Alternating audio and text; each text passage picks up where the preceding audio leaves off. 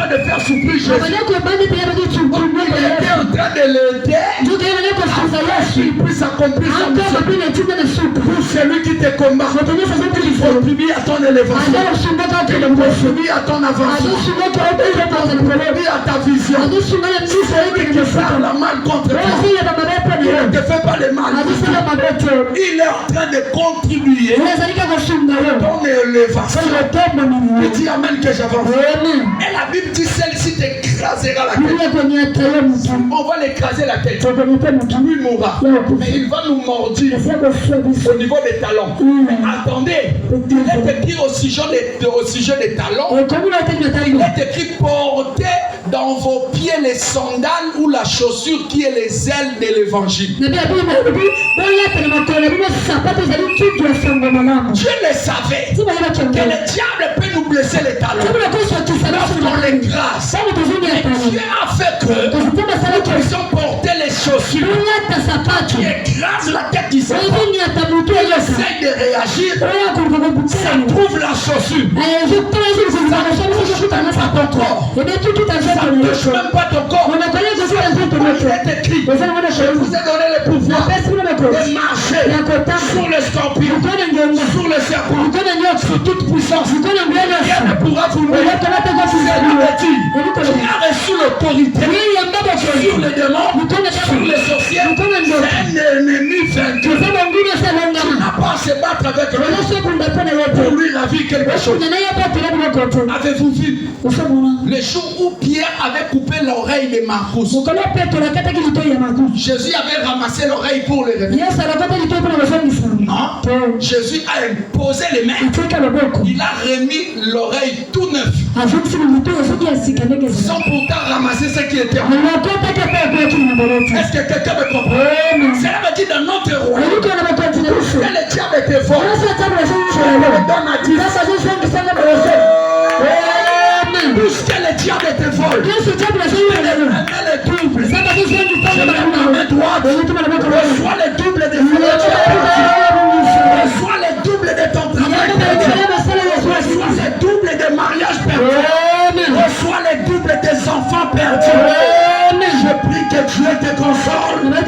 Dieu te donne le double de ce que tu as perdu. Job croyait il a perdu tout. Dieu lui a remis le double de ce qu'il a. Je prie que Dieu te donne le double. Mais parfois lorsque les gens vous regardent, ils vous voient comme si vous étiez à seul. Non, Dieu ne nous voit pas comme ça. Est-ce que tu me comprends? Dieu, quand il avait regardé Abraham, on pouvait comprendre que l'Abraham est à seul. De l'héritier, il n'a pas encore enfanté. Il n'a que lui et Sarah. Et Dieu a dit à Abraham, je ferai de toi un père des nations. Et toutes les nations de la terre seront bénies par toi. Est-ce que vous entendez? Et la personne que Dieu prophétise comme ça, il ne peut pas mettre au monde. Sa femme ne met pas au monde. Et Dieu lui dit, je ferai de toi un père de multitudes. C'est lui comme dit un père de multitudes. 75 ans. Écoute-moi. Écoute-moi. Il n'y a pas d'âge pour que tu réussisses. Même si tu as 75 ans, si tu as 60 ans, si tu as 50 ans, si tu as 46 ans, si tu as 48 ans, tu peux faire réussir. Et toi, reçois la réussite. Je dis reçois la réussite. Tu n'as pas d'âge pour réussir. Un papa de 75 ans, une multitude. Abraham lui-même pouvait s'étonner. Il dit, oh, j'aurai une multitude derrière moi, des choses comme ça. Je n'ai même pas d'enfant. Or, Dieu voyait Isaac, il voyait l'église. Parce qu'il a dit, ta descendance sera comme la poussière de la terre. Personne ne saura les compter. Personne ne saura les compter. Les étoiles du ciel. Si longtemps que tu n'arrives pas à compter, ta descendance ne sera pas comptée. Il peut aujourd'hui compter le nombre de chrétiens qui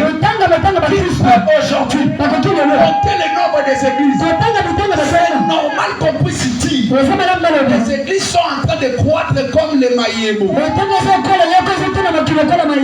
Ils s'accroît comme des champignons. C'est tout à fait normal. Parce que c'était la prophétie de notre Père. Il n'avait même pas d'enfant. Il a prophétisé. Et sa descendance. Je vais dire à quelqu'un, même si tu n'as rien maintenant, tu seras milliardaire. Même si tu n'as rien maintenant, tu construiras des maisons. Même si tu n'as rien maintenant, tu toucheras des maisons. Même si tu n'as pas de pouvoir, tu seras embauché en fonction publique. Même si tu n'as pas de chef, dans la structure élevée, tu deviendras une autorité. Tu te donneras des galons. Tu te donneras des postes. Bonsoir, c'est là. Tu ne peux pas voir ce que tu vois. Tu peux dire amen que je peux. Je vais terminer par ici. Les piles de ces micros sont épuisés. Les piles. J'en ai besoin 4. Et ici dans ce passage, que Dieu vous bénisse, celui qui va l'acheter. Et ici, on est en train de parler. Il est parti. Il a vu l'accomplissement. Il ne veut pas se déconnecter de la prophétie, de la source de la prophétie où il avait reçu.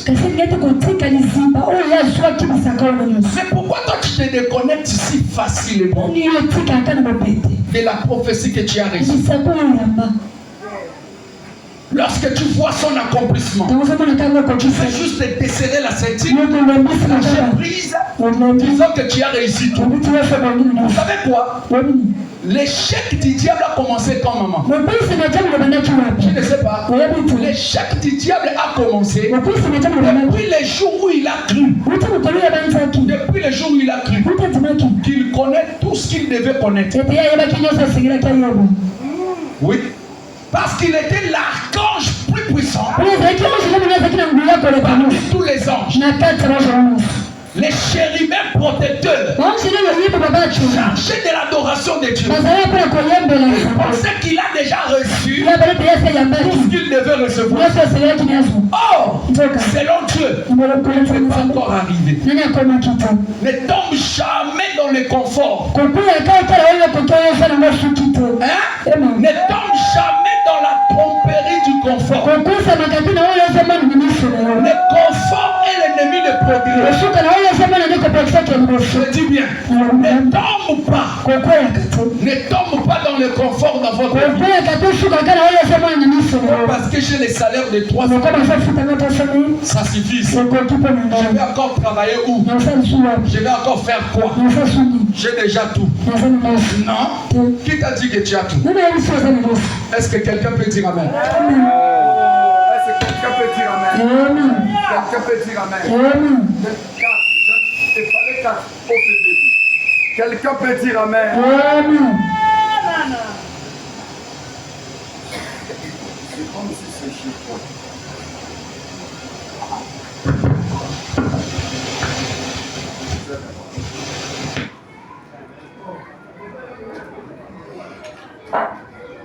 Est-ce que tu peux dire amen très fort? Encore, tu peux dire amen très fort. Le confort est l'ennemi des progrès.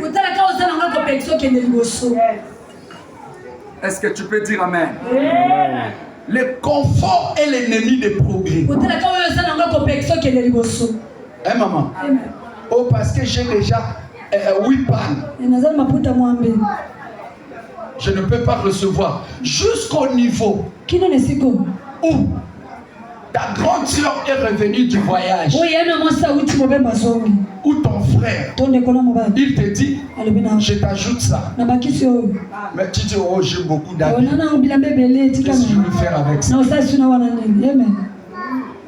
Elle te dit, prends la parcelle, l'autre là, quelque part. Tu dis, oh, j'en ai déjà trop. Tu sais, dans ma vie, lorsque j'étais petit, j'ai raté une opportunité auprès d'un grand frère. Il est aujourd'hui en Suisse. Je ne peux plus être proche de lui. Il m'a donné une chaussure. Moi, de mon habitude, j'aime porter la chaussure qui a un peu de pointure devant. Mais lui, il m'a donné une chaussure et elle voit bombe à retardement. Chaussure carrée. Amen. On dirait lichette. Maintenant, j'ai dit, oh, moi, je ne porte jamais des chaussures comme ça. Alors que c'était aussi tout neuf. Vous pouvez imaginer. Ça, c'est de l'orgueil de la vie. C'est l'orgueil de la vie. J'ai dit, oh, je m'en fous, j'ai beaucoup de chaussures.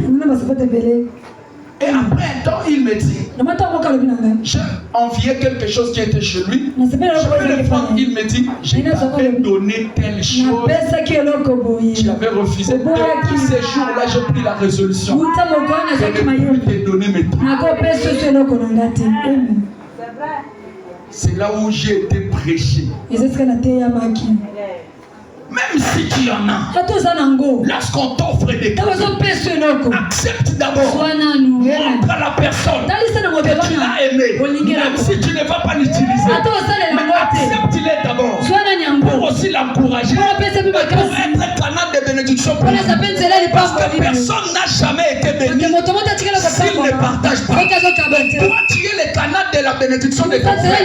Puisqu'il te partage, tu dois le bénir. De l'accepter, tu refuses. Quel rôle tu veux jouer? Le confort est l'ennemi du progrès. Parce que j'ai une maison de 3 chambres salon. Qu'est-ce que je peux aller encore faire là-bas? Le confort est l'ennemi du progrès. Au moins ça n'a pas à la gentil, à la mafoufou mounene, n'a que besoin d'un coupon à nini. Dans déjà n'importe mon quoi, n'a moi si n'a pas bana. Le confort est l'ennemi de progrès. Pourquoi tu veux rester là derrière ton grand frère? Alors que tu peux fonder ta famille et loger aussi certaines personnes. Pourquoi tu veux seulement rester là? Laisse dépendre des autres. Alors que tu as autant de force pour se battre, amener de l'apport à plusieurs personnes, les nourrir, les donner des logements, les donner du travail. Toi, à ton niveau, tu devais embaucher plusieurs de ta famille.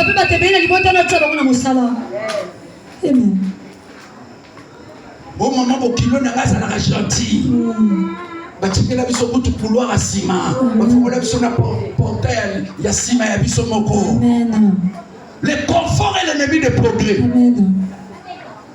Dans un poste de travail, parce que tu reçois 500 000 euros, tu as des avantages, tu ne veux pas monter. Il y a un frère que je connais, j'entre dans sa maison, je prophétise, Dieu me dit, je te vois colonel. Il dit, pasteur, je suis mieux dans mon galon là, et dans mon poste ici. C'est à ton Dieu de te changer de profession. Je l'ai dit, moi je ne parle pas 2 fois. Dieu m'a dit, ça reste comme ça. Oui, parce qu'il avait des avantages dans ce travail. Donc il n'a pas envié un colonel. Après un temps, il est devenu colonel. Puisqu'il n'avait pas encore de fonction, il m'invite encore chez lui. En fait, je t'avais dit de changer de profession. Je n'ai pas aimé. Parce que j'étais dans mon poste. Voici, je n'ai plus de fonction. Je lui ai dit, le Dieu qui t'a donné des galons là, c'est le même Dieu qui donne des fonctions. Si Dieu t'a donné un, il en a encore 10. Amen. Le Dieu qui t'a donné 5, il a 50. Et vous dit que ce que Dieu t'a donné, ça s'arrête là. Ne tombe pas dans le confort. Parce qu'il est malade. Chaque fin du mois. Je survis bien, plus qu'un fonctionnaire. Quand je rassemble l'argent, chaque fin du mois, ça me fait 1 million. C'est plus que le salaire d'un DG. Le confort est l'ennemi du progrès. Est-ce que quelqu'un me comprend? Le confort est l'ennemi des progrès. Parce que si tu te guéris, tu peux te faire l'argent au temps et au-delà de ce qu'on est en train de combattre. Pourquoi tu veux rester seulement là? Dans cette vie de compassion. Tu ne souffres que de compassion. Je dis qu'aujourd'hui, aucun confort ne pourra te limiter. Aucun confort ne pourra te stagner. Est-ce que quelqu'un peut dire amen? Que Dieu te donne les choses au-delà des imaginations. Ne tombe jamais dans le confort. J'ai des moquettes dans ma maison. Il faut changer tous les trucs. Mais ça, il ne faut pas changer. Ça, il ne faut pas changer.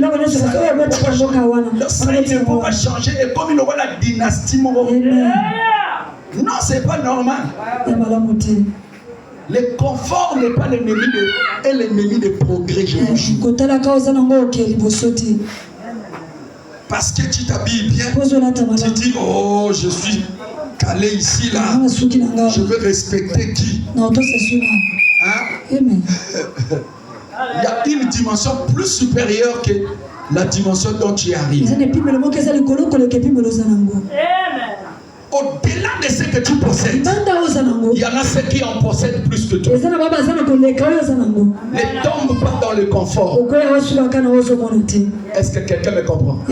Quelqu'un me comprend? Ne tombe pas dans le confort. Le confort est l'ennemi du progrès. Mais cet homme, il a déjà vu le signe. Je vais clôturer la prière ici. Il a déjà vu le signe. Mais il ne veut pas lâcher prise. Il monte dans le haut lieu et le prophète a dit, dans 7 jours, dès que ça se termine, j'arriverai, je te donnerai des directives de ce que tu dois faire. Il a attendu jusqu'à ce que le prophète Vous voyez quelqu'un qui est bien instruit, discipliné dans les choses de Dieu. Il a reçu déjà des signes. La promotion que tu as vue, ce sont des signes. La bonne santé que tu as, ce sont des signes. L'argent que tu as, ce sont des signes. Le travail que tu as eu, c'est un signe. Le mariage que tu as vu, c'est un signe. Au-delà des signes que tu as, il y a encore plus supérieur. Ce que tu as vu ne tombe pas dans le confort. Oh, déjà, je suis déjà mobile. Je vais prier pour toi. Le confort est l'ennemi du progrès.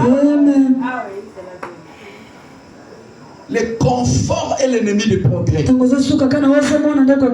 pas entendu ceux qui ont réussi, ils ont commencé à perdre. Et ceux qui ont déjà réussi, mais ils perdent. Pourquoi? Ils se sont déconnectés de la source.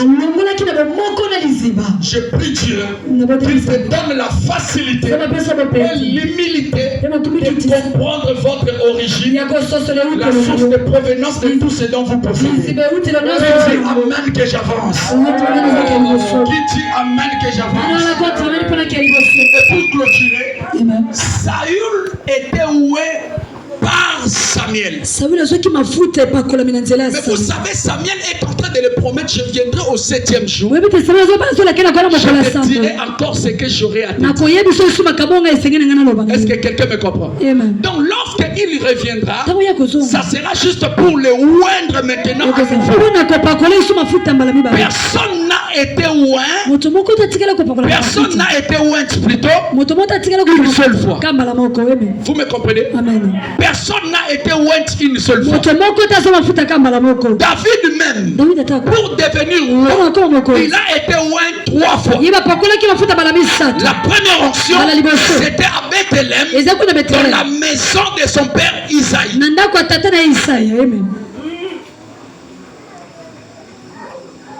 Il a été oint là. Et le deuxièmement, il a été oint à Hébron. Et troisièmement, il a été oint à Jérusalem. Là, c'était maintenant pour gouverner tout Israël. En quelque sorte, pour régner dans tout Israël. Il y avait des villes à dominer. La première des choses, tu dois régner dans Jérusalem.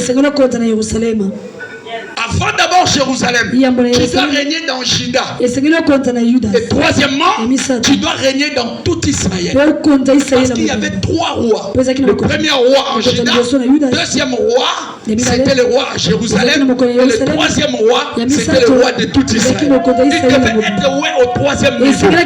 C'est pourquoi dans l'onction, il y a aussi des noyades dans l'onction. Vous